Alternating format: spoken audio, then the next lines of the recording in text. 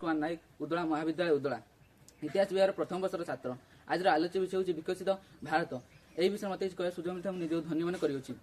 सुजल सुफल शस्य श्यामल यही भारत ही गठित भारतर सब गंताघर शस्य भंडार थी आज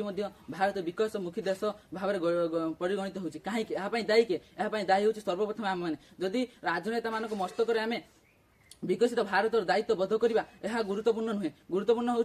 समस्त नागरिक मैंने कर्तव्यबोध हवा दरकार विकसित राष्ट्र परिगणित सर्वप्रथम भूमिका हूँ नागरिक मानकर होता है जमी गोटे परिवार सबू सदस्य एकत्रित हवा द्वारा गोटे विकसित परिवार और सबू परिवार विकसित हवा द्वारा गोटे ग्राम्य विकसित होता है ठीक से हीपरी जब समस्त नागरिक विकसित आड़ को गति कर एकत्रित हो आम देश विकसित हो पार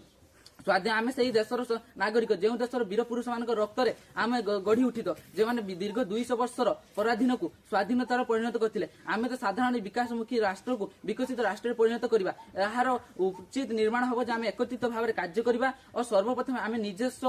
विकसित होगा चेष्टा करवा सहित आम चतुर्पार्श्व लोक विकसित करवा ये व्यक्त शेष कर।